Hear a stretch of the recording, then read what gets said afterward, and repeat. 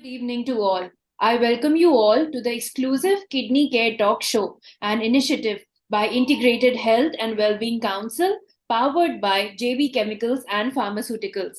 I am Dr. Asavari Sawant, Public Health Specialist at IHW Council, and in this live session, we will dive deep into the topic of kidney transplants, focusing on the procedure, the risk, and the complications around this surgery. The number of patients requiring kidney transplantation in India is estimated to be about 220,000 annually. However, only 7,500 kidney transplants are carried out against the same. At present, 90% of transplanted kidneys come from living donors, and only 10% of them are coming from deceased donors. There lies a wide gap between the demand and the supply. Some of the most common barriers observed around the topic of kidney transplants are the lack of awareness about this issue amongst the general masses and the socio-cultural barriers amongst others. Thus, the aim of today's talk show is to reduce the gap in knowledge around kidney transplant procedures and to generate awareness around this issue. To impart expert guidance on the topic of kidney transplants and its procedures, risk, and complications around this surgery, we have with us Dr. Scienthia Sanjeevani. Dr. Sanjeevani is a consultant nephrologist at Department of Nephrology at Utkal Hospital in Bhubaneshwar. She is a specialist in nephrology with a rich 15 years of expertise in hemodiafiltration, peritoneal dialysis, acute kidney injury, and kidney transplantation. She has handled numerous complex medical cases and is known for her attention to detail and accurate diagnosis. Dr. Sanjeevani, we welcome you to the show, ma'am. Thank you so much, Savri. This is a great idea. And we know that kidney disease is on rising. It has become an epidemic. So the awareness, as you already briefed about, that awareness is the key. And kidney transplant is something we really need to discuss because our society, with so many cases of kidney patients coming every year, we don't have that much of setup to have dialysis and everything. Kidney transplant is one of the options, one of the best options we give to the patients. So it should be a decision between patient, his family members, and the physician treating. So let's go.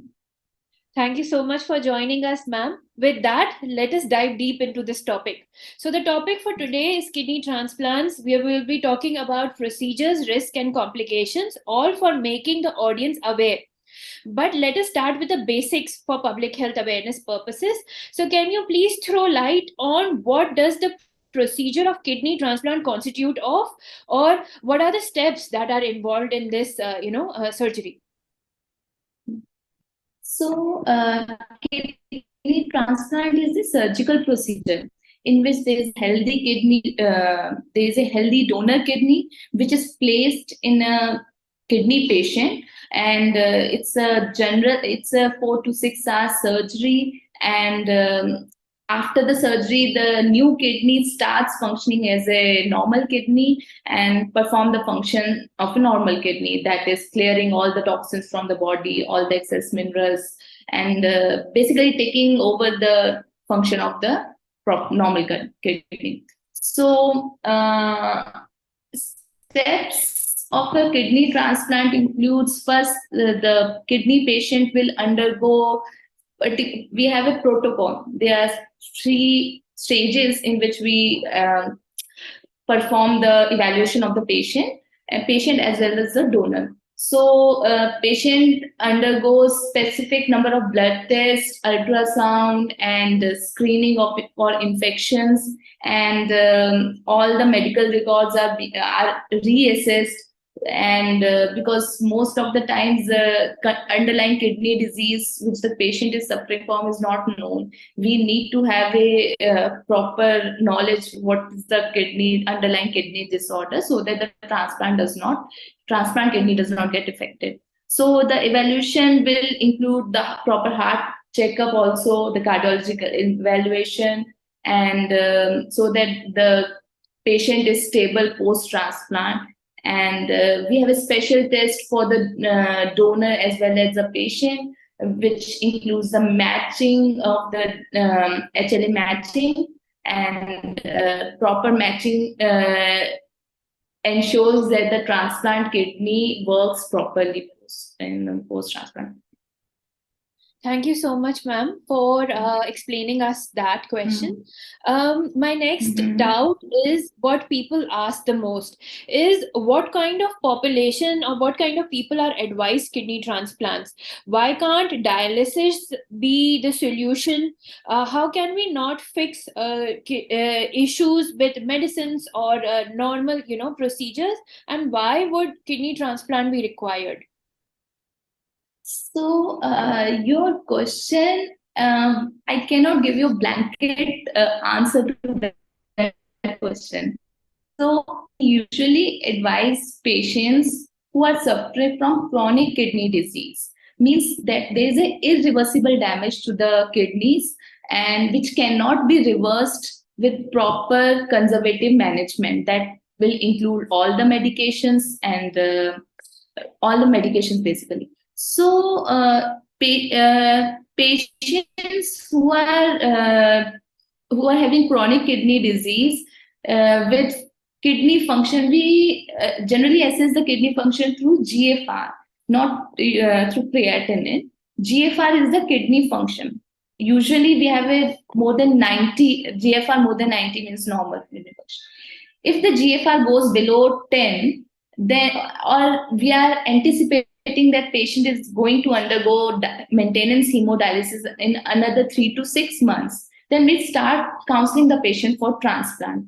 So if the patient is already on dialysis and he is undergoing transplant, that is a normal majority of the times. But we also encourage preemptive transplant. That means that patient has not started undergoing dialysis, but there is an anticipation, okay, he may end up in dialysis. So we start preparing. Rather than opting the option of dialysis, you go for transplant, because till date, if there is no other contraindication, which I'll tell you in a bit, kidney transplant is still a better option in many ways. Dialysis, they obviously there are some restrictions, but in infection wise, complication wise, kidney transplant is always a better option. Thank you so much, ma'am. We will definitely build upon this kidney transplant thing more. Just wanted to clarify our audience from the non-medical background that GFR is the glomerular filtration rate. In simple language, the capacity of your kidneys to filter out the impurities well. So if the filtration rate is anywhere, as ma'am said, less than 90, then you are at risk for developing other diseases due to improper filtration. And the treatment could be transplants, which is, as ma'am said, best advised. Otherwise, dialysis is also different options depending on the case-to-case basis. So let us now also discuss, ma'am, can you please highlight what factors can lead to damage in kidneys, specifically highlighting the lifestyle factors, so that our audience is also aware and from a young age they are able to avoid such harmful kidney damaging habits, if there are any. Over to you. So this age, first of all, for youth, avoid junk food, avoid any drug addiction, alcohol and smoking. Tobacco is one of the major risk factors for chronic kidney disease. Today's scenario, diabetes and hypertension are one of the leading causes of kidney disease. So if you are diabetic, control your blood sugar, have a routine screening for the kidney effect, if the kidney is affected. Same goes for blood pressure patients. And build a healthy lifestyle, go do regular physical activity, don't take excess of salt, avoid high sugar drinks, avoid junk foods. These are one few of the basic things we can do to avoid kidney disease. Thank you so much, ma'am. Now, talking about on kidney transplants, so is there anything like high risk transplant surgeries, just like we have high risk transplant surgeries in other organ transplants? Is there anything like that in kidney transplant as well? If so, what kind of people or what kind of categories come into this high risk category? Of course, there is high risk category. So one of there's first of all, we should know that there's a major role of immunity in the transplant. So what we do is we lower the immunity of the patient so that any new organ coming to our body does not feel rejected. Our body cells will try to reject the foreign organ which is put in the kidney patient. So we lower the immunity. So if the matching, the HLA matching we do initially, if the matching is very different, so the chances of rejection to the new kidney will be more. So those patients come into high risk category.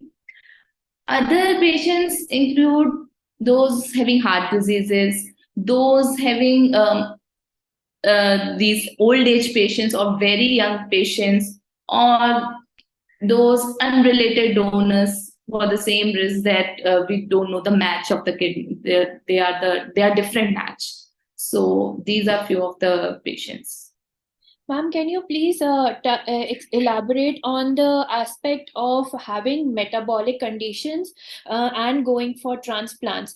For example, if somebody is suffering from heart disease or diabetes, and if it is has been non-controlled for some months, how can that affect the transplant procedure, and what measures are required before and after the transplant procedure to care for such patients? So first, I'll answer your question about diabetes patients.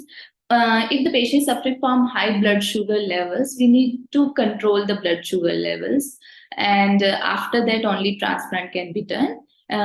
This is because of mainly two reasons. First, the risk of infection is increased post transplant if the blood sugar is not controlled. Second, if we introduce few of the medication after transplant which increases the risk of developing high blood sugar in a exaggerated way. So we need to keep a check on the diabetes.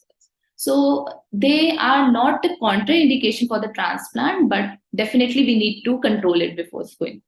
Regarding the heart patients, those patients who are suffering from heart attacks with history of heart attack, we have particular timeline, 6 months to 1 year. We need to wait. After that, after proper clearance from the heart doctor, we can go ahead. So they are not completely. We cannot say no to those patients. We just tell them, okay, get stabilized first, and then we go. And there are few contraindications. Severe heart disease patient we generally avoid because there is a high risk of deterioration after the surgery in these patients.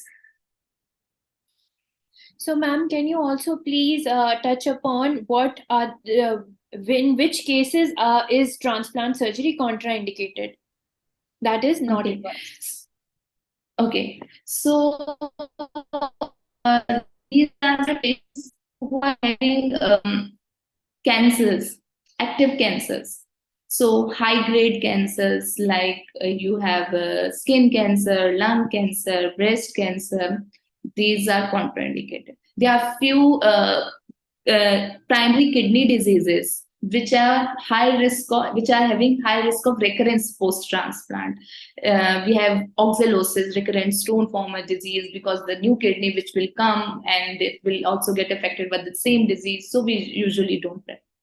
And there are certain autoimmune disorders like monoclonal gammopathy we have. So in these patients, the recurrence of the original kidney disease is very high, so we usually discourage. And those patients with psychiatric disorders, which we know that they are not going to be adherent to the medications we are going to give them, then we don't encourage them. Thank you, ma'am, for answering that. You answered the neurological disorders aspect pehle hi. I was about to ask you that. Also, was wondering, ma'am, is old age one of the contraindications in kidney transplant, or does age does not matter, or if it does? So we usually prefer below 65, but age is not the number. Matlab, we don't follow the number. It all depends on the frailty of the patient. Frailty means the kind of activity and the kind of psychological and physical health patient has. If the patient is healthy physically, psychologically, emotionally at the age of 70, developed countries are doing the transplant of 70-year-old also. So that's not a total contraindication. It depends on case to case. But yeah, we don't prefer because the risk of infection and the risk of heart disease and other complications increases with age, post 65. Yeah. Thank you, ma'am. So, also, we would like to know if there are any short-term or long-term complications that patients might experience. So, those who have their friends or family members undergone this process are better aware and can care for their family members accordingly. So, can you please touch upon these? So, we have short-term complications. These are majorly surgical complications, like we connect the new kidney to the bladder of the patient. So there can be a leak or there can be a bleeding through that. So that can be dealt with in the post-operative period. So there are minor complications, pain and bleeding to the incision site. And obviously, we lower the immunity to a very low level in these patients to avoid rejection. So there's high risk of infection. That's why we keep the patient isolated in the transplant unit for next few days, ranging from 7 to 10 days. So there's a risk of transplant rejection also in the immediate period, but that is very less now. Earlier it used to be 30 to 40%. Now it has become less than 10%. So that is these are the short-term complications. Long-term complications, again, infection can happen anytime, but with certain modification of medications and the lifestyle changes and avoidance of the polluted environment, we can avoid that. And transplant rejection can also occur. So that is why adherence is very important. And then we have drug related complications also. As I already told you, that sugar levels can shoot up. So that can also be corrected with some drug modifications. And patients are prone for high blood pressure also because of those medications. And these are few of the complications. But having said that, dialysis patients are more prone for these complications: high blood pressure, high blood sugars, and risk of infection. So comparatively, transplant is obviously a better option. Thank you so much for highlighting those as well, ma'am. We were wondering that what is the realistic duration for going through an entire procedure? For example, somebody is in his mid-50s and is advised to get the kidney transplant done, has been matched. So from the date of admission into the hospital till the date he can join office or workplace back, what would be the realistic duration in normal conditions that people would want to rest for or would take in this entire procedure and recovery?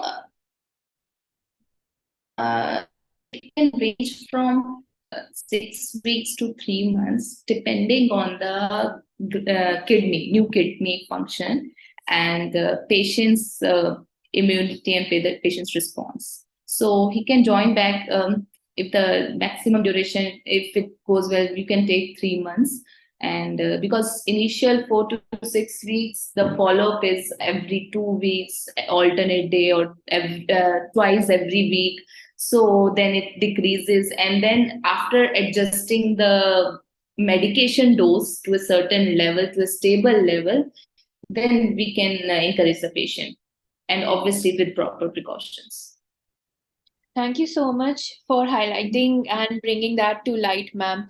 Because many patients these days that are suffering are not willing to get the transplant or the right treatment done because they have this intrinsic fear around kidney transplant procedure. But with the coming of latest technology and with such advancements into the transplant surgery, kidney transplant surgeries have seen the maximum number of advancements when it comes to procedures, reducing the time, excelling in the care, and also in the techniques and machines that are being used and the technology that are being used for kidney transplants. So can you please highlight the different and new types of kidney transplants that are being developed or are currently in use in developed countries that we can see coming to India soon, which would help enhance the care that is being provided? So we are already doing advanced procedures like the new procedure, robotic transplant surgery. So in the incision length, the cut with which the transplant kidney is placed is less. The hospital stay is less. So patient pain is less. So these are few of the advantages of this surgery. So earlier we used to do open surgery. The length of the scar will be more. The patient will have cosmetic issues, and same goes for the robotic transplant is a very good option for these patients. So we Thank are you so much, ma'am. if you asked me this question many years back, then we would have a different answer, but our country is at par in the transplant with developed countries, That is amazing to know and amazing to be highlighted so that people are also aware that there is not much to fear about if you are able to inform yourself and generate awareness and look through different articles that are available. The information is all out there, and kidney transplants have excelled in technology in the recent years a lot. So, coming on to the very last aspect of our discussion, which is busting myths. So, let us quickly take a few different myths that have been observed in our, country around this topic, so that we have clarity and proper knowledge around the same. So, the first myth is kidney transplant is always the last resort. When you do not have any other treatment available, doctors advise kidney transplant. No, that first option should be the kidney transplant, whosoever is fit to do that. And if there's no obvious contraindication for that, then we as a nephrologist always give kidney transplant. Thank you, ma'am. The next myth That's the is first one. you can't have a kidney transplant if you've been on dialysis for a long time. So, ma'am, can you please enlighten us? So it's not entirely. It's just if a patient is on dialysis for a long term, then the risk of heart issues and they are already there. So this is one of the reasons we ask the patient to go for preemptive transplant. Remember, I told you earlier that transplant before the dialysis initiation. So this is one of the main reasons, but that is still not a contraindication. We do go for transplant. We can go for the transplant after dialysis. Thank you, ma'am, for explaining that. So, another doubt is people have been told that I am not a candidate for a kidney transplant. So, what does this mean? And who won't be a good candidate for undertaking kidney transplant? So, if you are told that you are not a candidate, then you should ask the doctor why is it so. maybe this is a temporary time period. You cannot go into transplant. You cannot undergo transplant for now. The reason can be you are having some underlying infection, because in active infections we don't suggest. Like in tuberculosis, this fungal infection, we suggest the patient to get treated first, then go for transplant. If you are having any cancer, like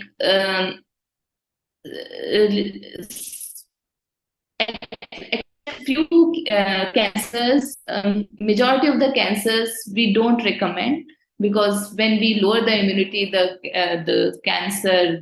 effect of the cancer increases. So we don't. And as I told you, there is recurrence of the kidney disease. Few of the diseases which patient is suffering from, there is high risk of recurrence of the same disease in the new kidney. So we discourage them. Thank you so much, ma'am. So another thing is anyone can donate a kidney for transplantation. So can you please touch on that? So the recommendation is usually the related donors, for the same reason that immunology, the matching will be better. But the guidelines have also relaxed to a spouse, and now the extended donors like grandchildren, they can also, grandparents, they can also. So it The second one is living diseased donor. Diseased donors, like in hospitals, if the patient who is diseased now had already given a consent before dying that he wants to give a organ donation, then that is there. Or the family of the diseased donor gives consent that if they want to donate the organs, then they can. So we have two kinds of donors: living and diseased. Another very big myth that goes around is kidney transplants fail most of the time. So why go through all this trouble? So I'll give you a number. The transplant success rate is 96 to 98%. So transplant failure, if this question had been 15 to 20 years back, we didn't have better medications, we didn't have better setup, then that could have been a scenario. But now transplant is the best option you can opt for. Thank you so much, ma'am. Definitely, the numbers that you have highlighted have an amazing success rate. And I believe with more emerging technologies coming up and more awareness around this topic, people won't have that much fear around kidney transplants anymore.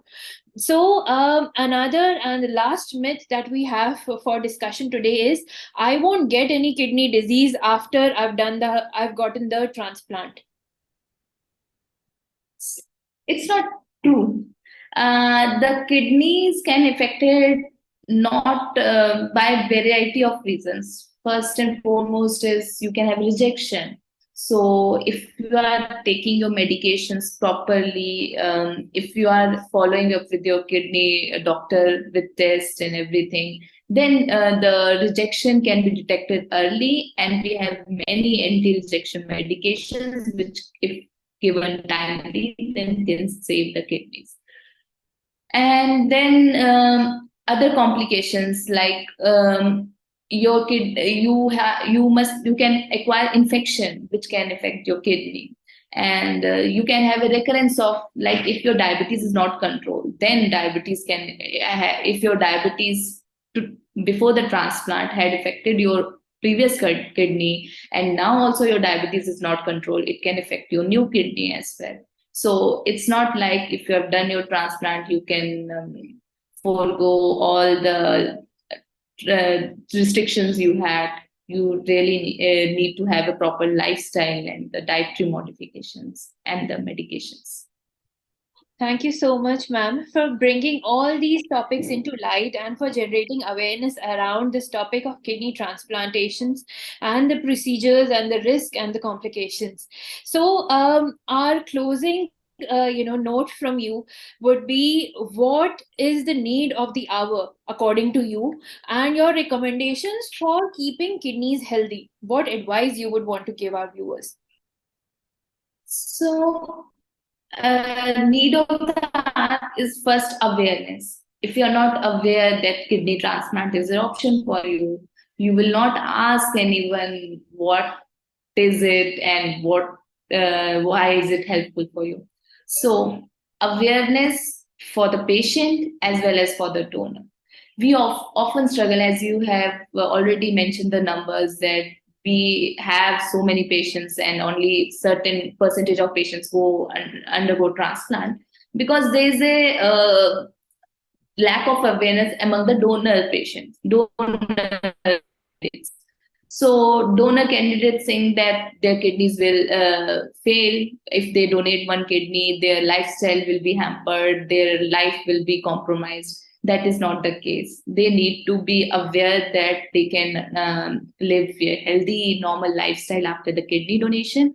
So that is the that is one of the main points. And to check that your kidney health, to keep a check on your kidney health, first, again, I'm emphasizing on the point healthy lifestyle. This is the first and foremost thing. Eat healthy, exercise regularly, avoid addictions like alcohol and tobacco. So, if you are suffering from any diseases like diabetes and hypertension, go to your doctor for a proper screening so that timely diagnosis can be done and further damage can be avoided to your kidneys. Thank you so much, ma'am, for such an insightful, session that we had with you. I am sure the audience is well aware around the topic of kidney transplant, what the procedure is, what the risks are, and what the complications that are there. And also, as you rightly highlighted, that even after transplants, lifestyle modifications are required. There is emphasis should be given on following the instructions from your surgeons and your doctors and following proper medication so that your care after the transplant is also optimum. And with that, we come to the end of this insightful discussion. Thank you, ma'am, for taking out time from your busy schedule and imparting us with such immense knowledge. We would also like to thank our partner, JB Chemicals and Pharmaceuticals, for partnering up with us in this activity. Lastly, I would like to thank all our viewers for staying with us till the very end. I hope you enjoyed the session just as we did, and it was as informative and insightful to you as it was for us. With that, we wrap this session up. Thank you so much. Thank you.